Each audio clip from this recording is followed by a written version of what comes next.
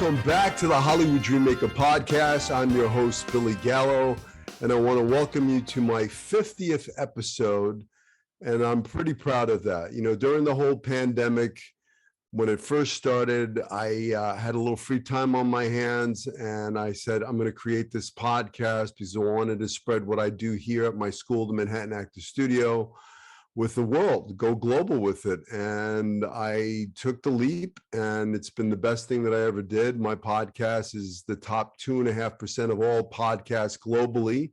And I want to thank you, the listeners out there, for giving me this beautiful gift and being able to share my voice with the world. And I really appreciate that you guys are out there listening. So this episode is, I had a request for it. It's about self-tapes. If some of you don't know what a self-tape is Hollywood has changed drastically because of the pandemic.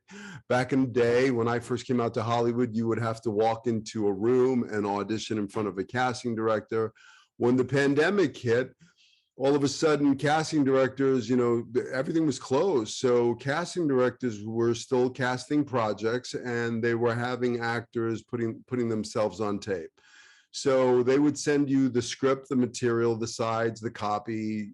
For some of you who don't know what that is, copy is usually for a commercial, sides are usually for film and television. And they would send you a breakdown. A breakdown is a description of the character that they're looking for, maybe an age range, a type, and they would send you 3 or 4 pages of material, whatever it may be, whatever the copy is, and they would have you film yourself and put yourself on tape. Now that's fairly new.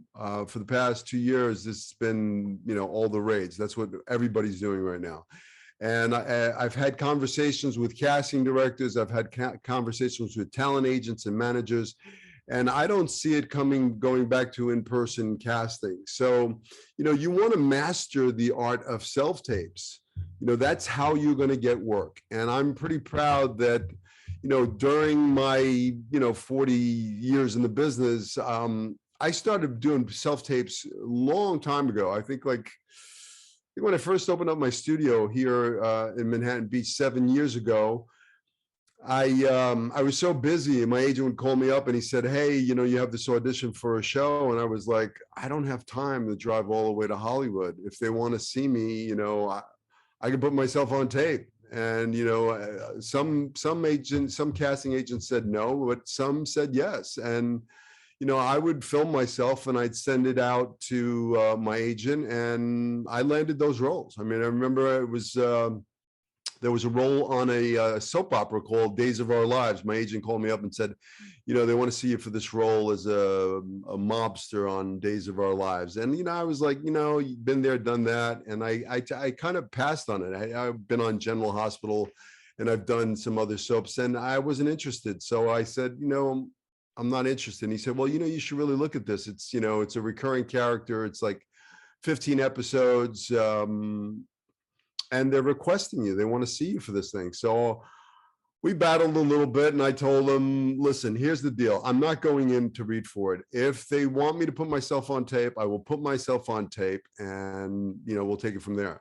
So I did. I put myself on tape, and I landed that role. And then I turned it down because they didn't want to pay enough money, and they wanted me enough that they came up with the money. And then I said, okay, I'll do it.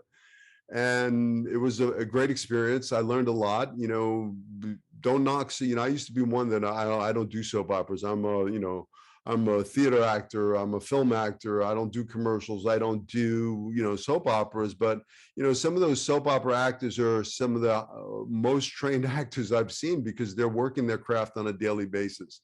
They get rewrites, they get pages, they have to memorize, you know, they're really working their craft. You know, when I was in New York, I was producing a film, and, you know, I cast, you know, some of my leads were right off of soap operas because they were so good. They came in prepared, they made some big choices, and they changed my mind. So I wanted to talk about what is a self-tape. If you've never done a self-tape, you don't know what a self-tape is, you know, it's you putting yourself on tape for a casting director. Now, I think it's an advantage for some of the new actors that are coming into Hollywood. Back in the day, if I was a producer or a casting director, you know, I probably wouldn't let you in my room if you didn't have a track record, if you didn't have a resume, if you didn't have a demo reel. But now I'm more willing to say, you know what? I might pre-screen you. You may have to, put yourself on tape. And then if I think did a good job on your pre-screen, then I will have you audition for the project.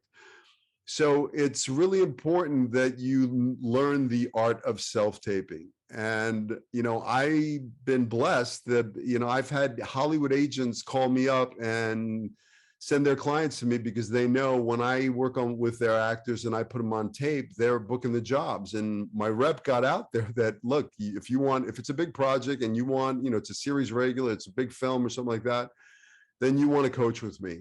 I've been doing this a long time and I know what it takes to book a job. I mean, I've booked many, many jobs. I'm here in my studio right now.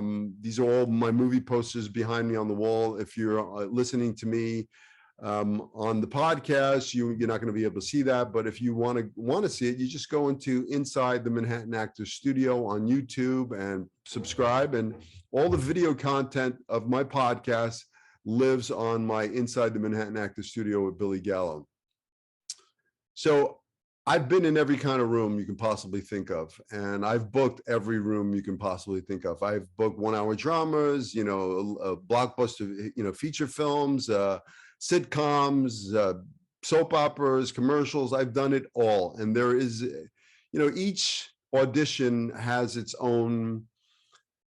You have to know what the tone of the project is. You want to know, okay, well, if I'm auditioning for a Nickelodeon, it's kind of, big and fake. And, there's a little bit of overacting, nothing against Nickelodeon actors, but it's, you got to know what you're reading for, so your job as an actor, first off, is to look at the breakdown and find out what the project is. Now, if it's a show that's on the air right now, you want to watch an episode or a few episodes of the show and really get familiar with the tone of the show and how you can fit into the show. If you're reading for Criminal Minds, they don't do much. They're like talking heads. Now, I'm not saying that the actors are not talented. There are a bunch of very talented actors on the show, but there's stillness. There's not a lot of movement. If you're doing a sitcom, it's a little different. It's a little bigger. I learned a very valuable lesson when I was doing Who's the Boss for 3 years, and it was in front of a live audience, 2 shows, and it was like doing a play. And it's you got to hold for laughs. It's kind of big. There's some behavior that goes along.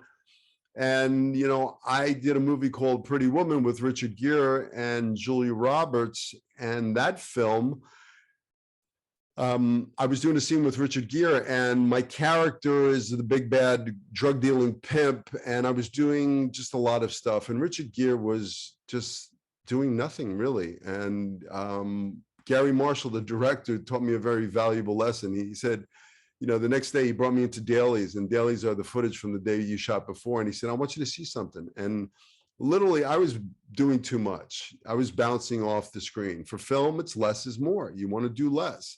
It's stillness. You can have a volcano ready to erupt inside your chest, and we want to see, but your face is nice and relaxed. And Richard Gere was a pro, and I grew up idolizing and watching him in film, so it was an honor to be able to be, act side by side with him. But he knew he was mic'd, and he didn't have to do too much. So when we were doing the scene, it almost like he was whispering. But when I saw the scene, he had all the power. He was in control. And me, I was like a little barking chihuahua bouncing off the screen. So valuable lesson learned. So what I want you to do is I want you to really figure out, okay, what am I auditioning for? Watch an episode of the show and know what exactly you're going to be reading for, so you fit that show. You want to look at the breakdown. You want to look at what they're looking for. There are clues in there. And I'm not saying that you want to try to fit into their mold or what they want for the role, but you want to look for the clues. Sometimes there'll be a description of the character, and they'll say hot-tempered or whatever. That's a clue. Maybe you want to find that point in the audition where you show the hot temper or the comedic part or whatever it is that you see. You want to definitely look at the breakdown and look for the clues, and then give them your version of that. I don't believe that. I think actors have to truly show them the character. Don't leave anything to their imagination, because truly sometimes they don't have an imagination. So if you're reading for a role, don't audition. I'm a give them the role. I want you to think like when you're putting yourself on tape, like I got this part already and I'm just filming it. I'm on set and I'm filming it. So don't be the actor auditioning. Give them the performance. Don't be the actor that's going to say, you know what, I'm going to give it to them, on the callback or when I get the job, or, you're not going to get the job. You want to give them 150% so you get that job, or you make a fan. Even if you don't get the job, it's not really about getting the job. It's about truly making fans, having casting directors see your work, see those big choices, see that you came, prepared, you've outworked, you've out-prepped, you've out-choiced the other actors. Most actors are trying to survive the audition. Remember their lines, hope somebody likes them. You don't want to go trying to get something. There's an energy, it's almost like a desperation, and it's hard to watch.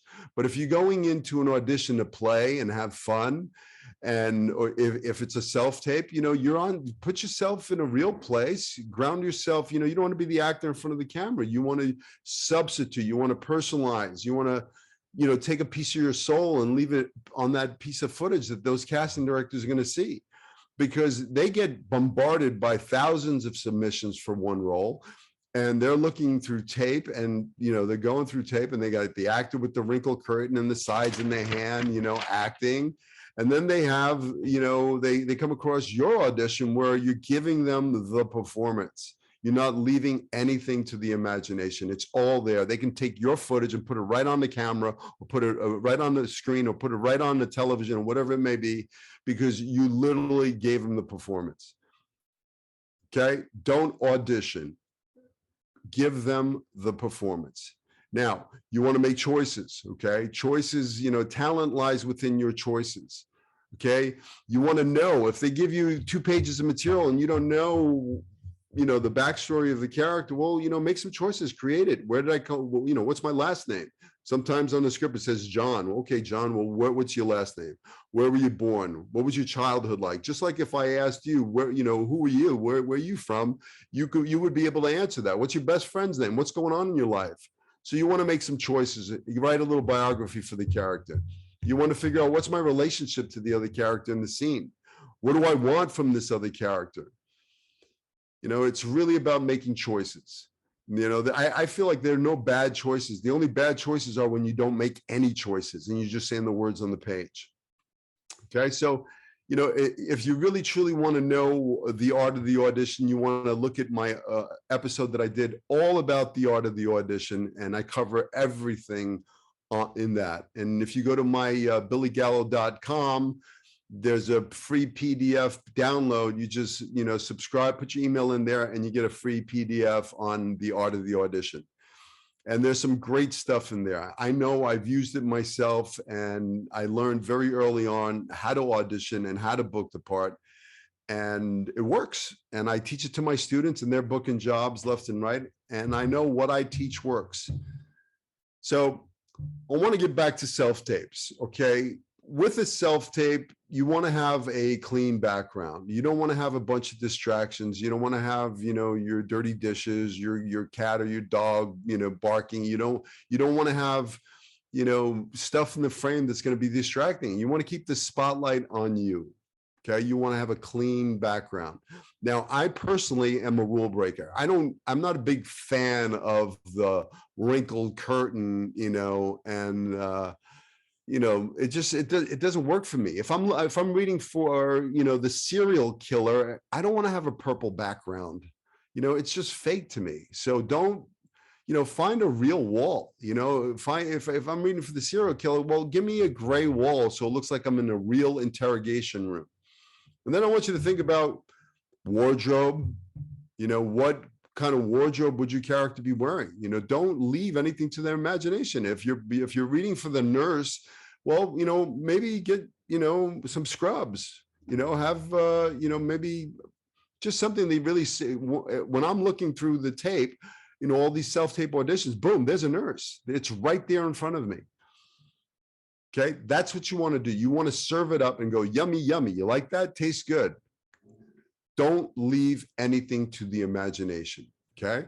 Now, lights, you want to be lit properly. You don't want to have lights behind you. You don't want to be in a silhouette. You want to make sure you're lit properly. You want to make sure that, you have a proper light. I'm not a big fan of, I mean, ring lights are good, but if you don't have lights, but I would say if you have a natural available light, like this beautiful sunlight coming through a window, even maybe if you pull down the shade and have a little bit of a diffused light, that's really natural light, and it looks better than a ring light with a little ring in your eye. And if you do have a ring light, there are ways to light yourself with a ring light. Maybe turn the ring light and point it at a white wall, and turn up the light so it bounces off the wall and then it lights you. And then that's how you get rid of that ring. If you wear glasses, I have glasses on right now, I have lights right now, but you don't see them in my glasses because I learned how to light properly.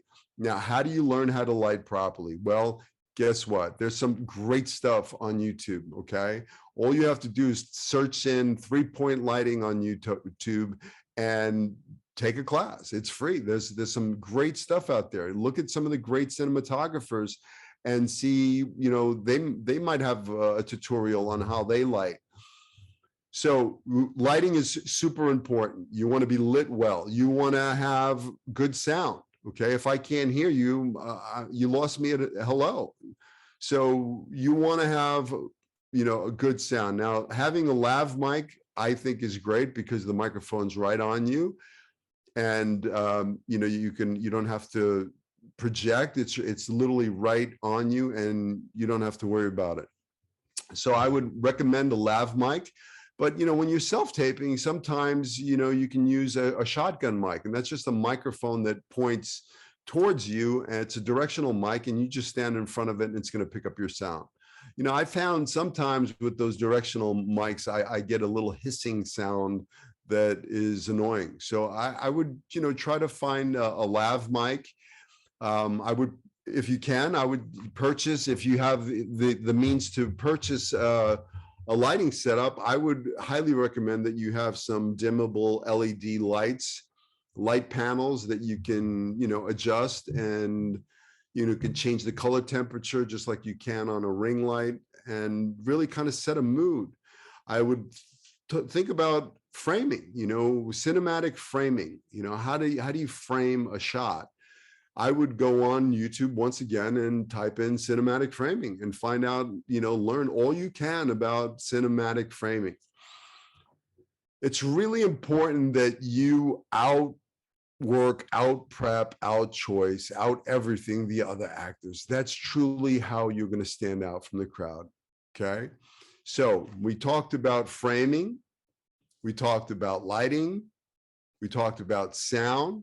Now, back in the day when, I was walking into auditions, if I'm reading for a role, I'm bringing that character in the door. I'm not leaving anything to the imagination. If I'm playing a Marine, well, guess what? You know what? I'm buzzing my hair, or I'm wearing some tight-fitting military khaki, maybe some dog tag. Something just screams Marine. Now, if I'm a casting director, I get a piece of footage of an actor with some, a jean jacket, and he's reading for the military guy. I'm not seeing Marine. Okay, so it's, your physiology, the way you stand, your character, behaves. You got to be serving up Marine the whole time. I want to see a Marine. I want a Marine to walk in the door, and I want a Marine to exit that door. Okay, you want to show them who the character is. I had a conversation on my last podcast with the top agent, Alicia Ruskin. If you haven't seen that episode, you definitely want to watch it. But, she said, on some commercial auditions, there's not a lot of dialogue. Sometimes it's really about your slate, knowing how to slate your name. Now, if you don't know how to slate your name, you could lose them at hello. I'm literally checking out because you don't know how to say your name. Now, you want to follow their instructions. And it's really important to follow their instructions. On the breakdown, it's going to say exactly what they want: your name, your first name, your last name, your age, where you're from. Are you a local hire? Are you LA based? Where you're based out of? whatever it says, that's exactly what you do. You don't want to be like a robot coming into a room. If they didn't ask for hands or profiles, you don't want to be walking into the room and giving, profiles and hands. And that's just, it's just too much. Only when they ask for it. And if they do ask for it, and this is for people that are watching the YouTube channel, if they ask to see your hands, you take your hands, you place them on either side of your face, you show your hands front and back, and you bring them down. That's it. If they want profiles, you show your profiles, okay? It's not a mugshot, smile, you're having a good time. It's about having fun. It truly is about having fun. When you're a little kid and you were playing and you wrapped the little towel around your head and you ran around like Superman, or Halloween when you put the costume on, you put the wardrobe and the makeup. I think that's, acting. I think, auditioning, you want to put on the wardrobe because it makes you feel a certain way. I know for me, I put on a police uniform, I feel differently. You put on a suit, you feel differently. So you want to think about your character's wardrobe. Okay, I think it's really important that you show them that you do not leave anything to their imagination. Okay, next, hair and makeup. How does your character wear their hair? Okay, how, makeup. Back in the day when, I was running around Hollywood, I had a makeup box that I went to Cinema Secrets. I asked the makeup artists on the shows that I've worked on, where do they get their makeup? And they told me, well, you got to go to Namie's Beauty Supply. You got to go to Cinema Secrets. These are and I would get, exactly what they had, the same exact makeup, because, sometimes when you're filming yourself, you're under lights and you don't want to be all shiny, and, you want to have a translucent powder. You can powder yourself down. You may even put on some makeup. Sometimes, for some auditions, I'm clean shaven and all of a sudden I'm reading for the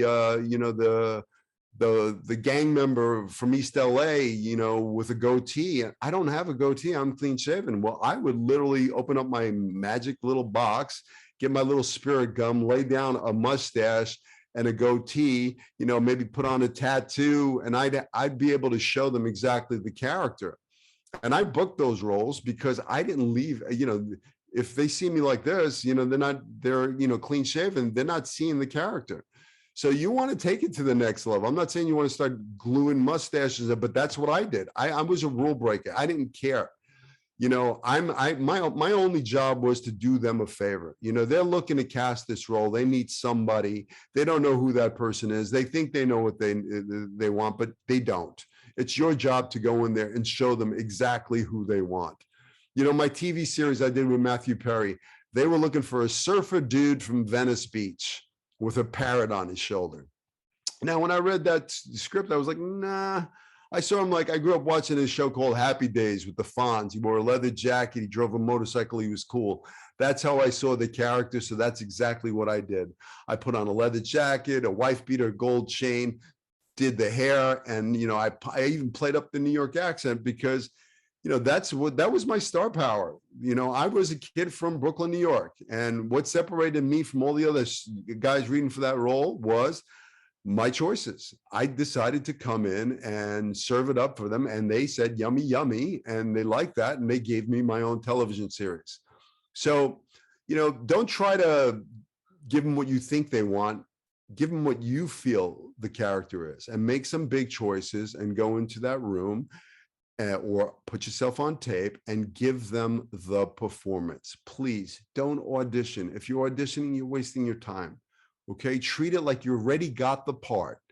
If your friend called you up and said, hey, I'm doing a film, and guess what? My lead actress fell out, my lead actor fell out. I need you to come in. You're going to come prepared, right? You're not going to have your script. You're going to have to shoot it because that's going to live on film forever. So the same thing with your self-tapes.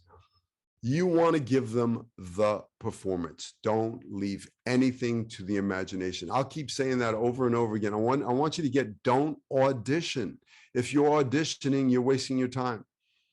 Okay. I want you to go make some big, bold, strong choices. And it doesn't matter if you get the part or not. They're going to become a fan of your work. And once they become a fan of your work, they're going to keep bringing you back in. Casting directors want to look good in front of the producers.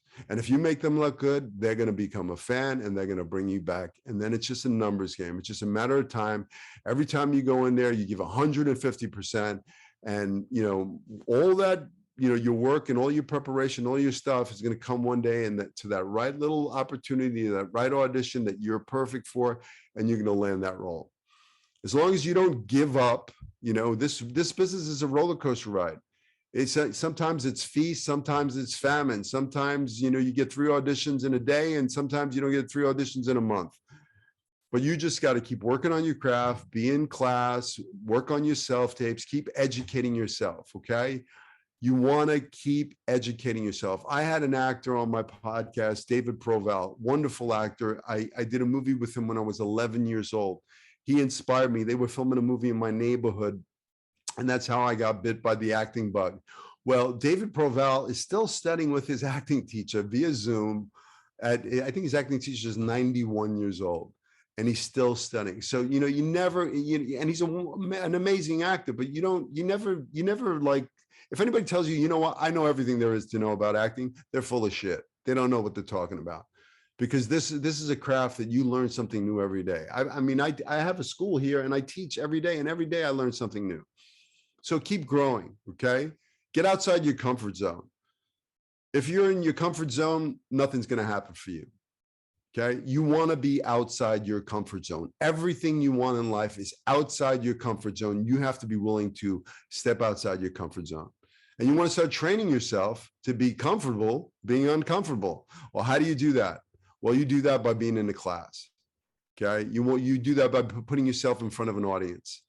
So work on your craft, read, okay? Study, learn, work on, some good material. I'm not, don't just go online and read, nothing against mock sides, but, there are like these little scripts that, read scripts that, are by famous playwrights. Work on some good material, read some Shakespeare, okay? Start developing your craft. Okay, so the most important thing is truly bringing a piece of your soul, leaving a piece of your soul behind. And how do you do that?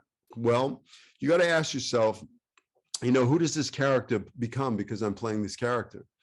If this character is, emotional in the scene and they're angry or whatever it is, you got to ask yourself, well, where's my anger? Where's my pain? And, you want to look into you, right? Into your little actor toolbox, everything that's ever happened to you in your whole life, the good, the bad, the ugly, all of that. That's your goal as an actor. And you want to be able to substitute. You want to be able to personalize. You want to be, so you're not the actor in front of the camera auditioning. You're in a real place. You've grounded yourself in a real place. You're talking to a real person, and you're fighting for a real need. Okay. Now, also, you don't want to, the camera, when you slate your name, it's really important in the beginning that when you slate your name, this is the one time you're allowed, I want you to look into the camera, because you want to engage that casting director. If you're not looking into camera, if you're looking at yourself or you're looking to the side, I'm not engaged. It's like when you walk into a room in person, you want to make eye contact. You want to engage that person. So when you slate your name, I want you to look directly into camera. Say your name loud and proud and confident. If you don't know what a slate is, it's, hi, my name is Billy Gallo, and your age, whatever it is that they ask for, give them exactly that. And then take a moment, get out of camera, take your eye line, bring it close to camera, either to the right or left of camera, and put a real person there. So you're not staring off into space. In Hollywood, sometimes, you're filming and, the actor that's playing your dad or whatever had to go home, or, there's not enough room in the tight little, alley where you're filming. That, you have a cameraman, you have the director, you have the sound guy. So, you have a script supervisor. That's somebody, reading the script from the other room. And they give you a little piece of orange tape and they go, okay, that's your eye line for your dad or whatever. Do you want to be looking at a piece of orange tape? No, you want to put a real person there. So you got to ask yourself, who do I have? Who can I put in there? How do I personalize this? How do I substitute? How do I leave a piece of my soul behind on that film? And then they will feel you. And then they will become a fan of your work.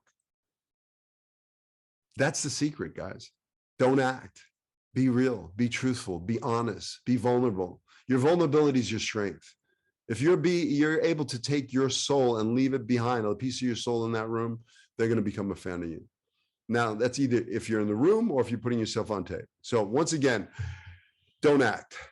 Be real, be truthful, substitute, personalize, make this real as possible. Put yourself in the real environment, have the wardrobe of the character on, have the hair, the makeup, everything, serve it up. So when I'm me, casting director, I'm looking at that tape, I see that and I go, that's the person.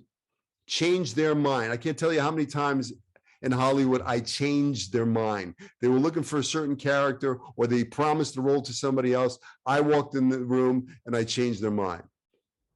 That's your job. How do you do that? Big choices, okay? Loading it up with your soul and not playing it safe. Safe is boring. If you're going to play it safe, you're just going to say the words on the page, stay home. You're wasting your time. That door opens once for you. You want to play the big game. If you go in there and you're nervous, you're not prepared, whatever, you know what? That door's going to close. And you're not going to get back in that door ever again. Because me, casting director, I want to look good. I don't need somebody who's going to make me look bad. So work on your crafts. If you haven't, I want you to go to Inside the Manhattan Actor Studio with Billy Gallo. I want you to subscribe. There's such great stuff. This is 50 episodes. There's a bonus episode that I did with the cast of Night of the Demons, but there's 50 episodes. I've talked to agents, managers, producers, everybody who had a dream to, be an actor, to be in the showbiz, and they made the dream a reality, and they are leaving some serious golden nuggets for you. So it's free. Just go. Get all that information, take it in, okay? Don't waste any time. Life is short. Go after your dreams with a vengeance. TikTok, go get them, okay? I believe in you. Go after your dreams. If I can do it, if those 50 guests that have been on my podcast can make the dream a reality, then so can you. If this dream, this is in your heart, then it was given to you. It's a gift and it's your obligation to shine that light. Oh, by the way, that is the secret, okay? I truly believe that we all have this beautiful light within us, okay? Some of us may want to dim that light, okay? Maybe we have a little story going on. Maybe something happened in our past, whatever, we're holding on to stuff, and we're dimming our light. The game changer is once you've done all of the work, you've done all of the prep, and then you come in and you shine your light. This talent was given to you and was given to you for a reason. Some people can act, some people can paint, some people can draw, whatever. That's your talent. Okay, that was given to you. Don't waste that talent. Shine your light. Now go after your dreams with a vengeance. I'll see you next time on the next podcast. Take care. Bye.